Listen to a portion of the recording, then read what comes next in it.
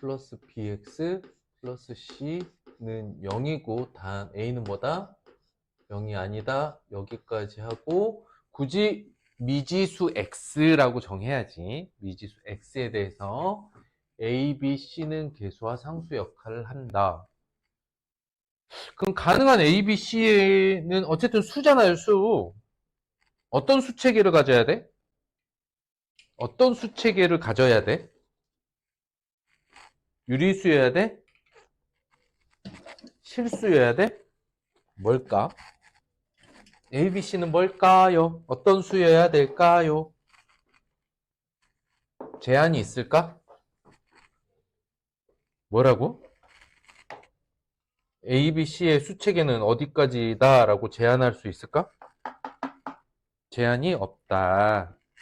복소수일 수도 있다. 뭐라고? 복소수일 수도 있다? 아니 복소수다. 복소수다 이렇게 그냥 편하게 생각하세요. 복소수 체계 안에 실수 다 포함되어 있는 거니까. 이해됐지? 그러니까 특정하게 정수, 유리수일 때만 보는 게 아니야. 복소수까지 확장시켜서 보는 거야. 우리가 방정식이란 단원에서 제일 먼저 보는 건 뭐지? 언제나 방정식에서는 정의를 내린 다음에 뭐 하죠? 방정식 단원의 1번은 뭐야? 풀이. 방정식의 풀이는 뭘 하는 거야? 그치? 참이 되게 하는 x의 값. 우린 이걸 뭐라고 하지? 근 또는 해라고 하는데 값을 찾는 게 풀이다. 풀이 방법은 뭐가 있어? 방정식의 풀이법은 뭐가 있어? 그래서 이걸 풀이법 제일 먼저 당연히 이 새끼야. 언제나 방정식의 1단계는 대입이다. 저게 말이 돼? 말이 되지. 왜? 우리가 당장 봐야 될 3차 방정식부터 저게 쓰이는 거거든. 그게 뭐야? 조립제법에서 나머지를 0으로 만드는 값, 우린 그걸 근이라고 하잖아요. 그게 될 때 안 될 때를 찾아가지고 넣잖아. 그러니까 대입법도 당연히 기본적인. 두 번째가 뭐지? 시계계산법. 이 안에 뭐가 있는 거야? 이 안에 인수분해 등등등등이 있는 거야. 그치? 완전 제곱식도 있고.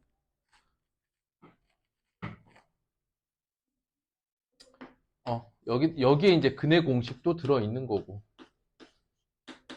여러 가지 식을 변형해서 식의 계산을 통해서 x의 값을 구하는 거.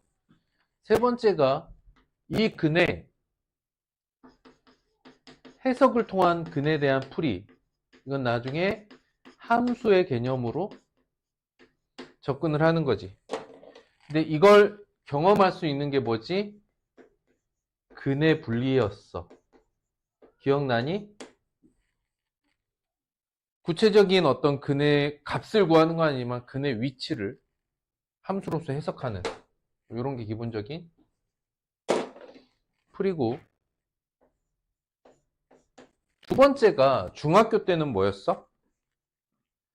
활용, 그치?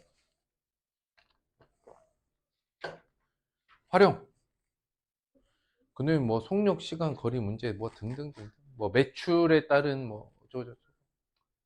고등학교 때는 별로 큰 의미 없다. 그리고 관련 활용 같은, 중학교에서 활용 같은 실생활 문제는 실제로 거의 등장하지 않고요. 등장하더라도 크게 뭐 어렵지 않습니다. 잘 대입해서 문제 풀면 돼요. 그래서 그건 고등학교 때 거의 취급하지 않아. 근데 뭐지? 근과 계수 관계를 파악하는 거. 근과 계수의 관계는 당연히 인수분해 성질을 이용해서 미리 알아둔다. 인수분해는 무슨 식이야? 상식의 성질로서 파악을 해둔다. 그러니까 우리가 ax의 제곱 플러스 bx 플러스 c는 0이라는 식을 어떻게 바꿔? 최고차항을 1로 만들어서 해석하는 게 편하죠. 이렇게 되는데 얘는 뭐가 돼? x 마이너스 알파, x 마이너스 베타. 두근 알파 베타를 근으로 갖는 인수분해되어 있는 2차식을 이렇게 구해놓으면 x제곱 마이너스 알파 플러스 베타 x 플러스 알파 베타는 0. 근데 너는 요렇게 인수분해되고 너는 요렇게 전개되고 인수분해되었다 전개되었다 이거 다 무슨 식이야? 항등식이야. 물론 너랑 너는 같은 식.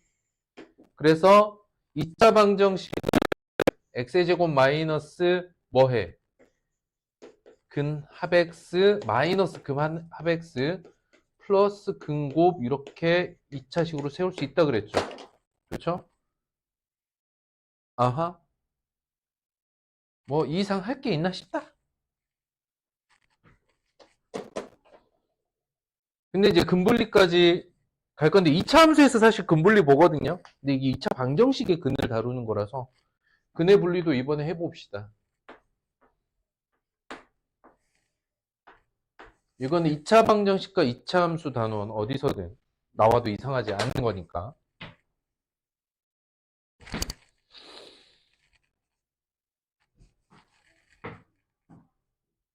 자, 우선은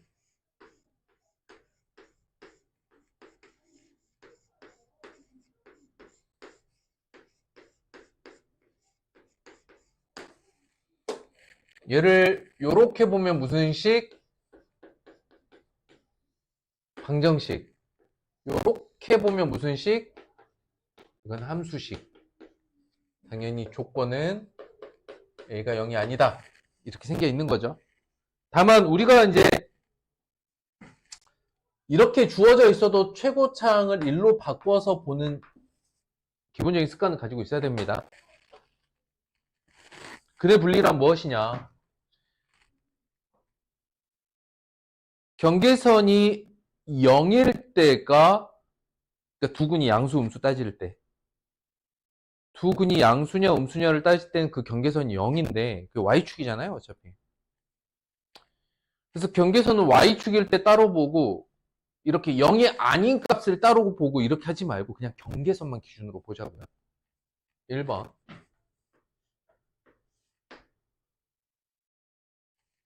번호도 외워놓자. 3번 내용 근의 분리 fx를 넣으라고 했을 때 1번 두근 알파 베타가 특정한 값 p보다 클 때 우리는 개수 조건을 어떻게 잡을 거냐. 그러니까 얘네 조건을 잡아내는 거지. 기억나? 기본 조건은 뭐야? 자, 근의 분리 어떤 근의 어떤 일에 2차 방정식의 근이 특정한 값보다 크다 작다를 따질 때 우리는 근의 분리를 사용하는데 우리는 이거 본다 그랬어. 너희 식 판별식이 먼저 나오면 안 되지. 아니, 판별식을 보긴 보는데 볼 때도 있고 안 봐도 될 때도 있고 그렇잖아. 그러니까 꼭 봐야 되는 것부터 중요도 순서대로 선생님 딱 정리해줬잖아. 그렇지. 그렇지. 축, 경계선 함수값, 판별식 t. 경계선의 함수값에 따라서 판별식을 볼 때도 있고 안 볼 때도 있다 했잖아. 얘네 둘이 묶여 있다고. 아하. 그래서 두근 알파 베타가 특정한 값 p보다 그림 하나에서 그림 하나에서 특정한 값 p보다 클 때 그럼 어떻게 그려야 돼? 이렇게 그려져야 되지. 그림 이렇게 못 그려요. 두근 알파 베타가 특정값 P보다 클 때 이렇게 찍혀야 돼. 그럴 때 알파 베타가 이렇게 찍히는 거야. 우리가 봐야 될 거는 축이 뭐보다 커야겠어? P보다 커야겠죠. 경계선 함수값은 양수여야 얘가 넘어가지 않겠죠. 음수가 되면 이렇게 넘어가 버리니까. 그래서 경계선 함수값은 양수여야 돼. 근데 이제 경계선 함수값을 양수로 만든다는 건 전체적으로 함수값을 끌어올렸다는 이야기잖아요. 이러면 무슨 일이 생겨요? x축과 만나지 않는, 즉 실근이야. 근데 교수님 이거 실근 따지는 거 맞아요? 맞지. 왜? 여기서 알파 베타가 실근이라는 근거가 어디 있어? 알파 베타가 실근입니다. 왜 실근이어야 되는가를 얘기해 보자고. 왜 실근이어야 돼? 실근이라는 근거가 어디 있어? 그렇지, 그렇지. 이거 논리적으로 잘 구성해야 된다. 두 값이 뭐보다 크다, 작다, 크기를 논할 수 있다는 건 실수해야 돼. 이해됐어? 자, 이걸 논한다는 것 자체. 크다, 작다를. 즉, 크기가 존재하는 값이라는 이 부분이 실근의 근거가 되는 거야. 실근이 돼야 돼. 고로, 이때는 어떻게 됩니까? 일단 축이 P보다 커야 되고요. 함수값에서 P값이 양수해야 되고 판별식도 실수가 되게끔 잡아줘야 돼. 이때 당연히 최고차 한계수가 A로 남아있는 상태가 아닌 1로 바뀌어있는 상태로 봐야 되는 겁니다. 네, 이거 엎어놓고 보시면 안 돼요. 자, 두 번째. 두근 알파 베타가 특정값 P보다 작을 때, 그러면 그래프로 그려보면 진짜 칠판 구성 더럽게 못해. 이렇게 되는 거지. 그럼 어떻게 되죠? 2차 함수의 축이 누구보다 작고 P보다 작고 경계선 함수값은 양수여야 되는데 판별식 봐야 돼, 안 봐야 돼? 그쵸? 경계선 함수값이 양수일 때는 함수를 끌어올렸다는 얘기인데 끌어올리다 보면 실근이 아닌 허근이 나오게끔 만들어 버릴 수도 있기 때문에 근조건 세 가지 써보면 축은 P보다 작고 P에서의 함수값은 0보다 커야 하며 이때는 판별식을 봐줘야 된다. 어허. 그러면 두근 사이에 P가 있을 때 3은 알파, P, 베타 이렇게 생겼을 때 축이 의미가 있을 수도 있고 없을 수도 있어.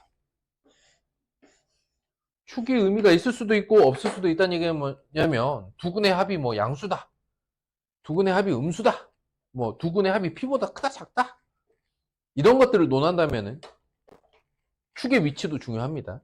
알겠죠? 이해됐어? 근데 다른 언급이 없고 그냥 두근 사이에 P가 있다라고 하면 얘가 이렇게 그려질 수도 있고 이렇게 그릴 수도 있어. 상관없어. 그러니까 축이 이쪽에 있을 수 있든 이쪽이든 상관없다. 다만 경계선 함수값은 어때야 돼? 반드시 음수해야 되지. 판별식은 안 봐도 돼. 실제로 P에서의 함수값이 음수면 왜 판별식 안 봐도 될까? 2차 함수 그래프가 어쨌든 X축을 뚫어내면 실근이 있는 거고 X축과 만나지 않으면 실근이 없는 건데 얘를 아래로 볼록하게 그릴 거거든?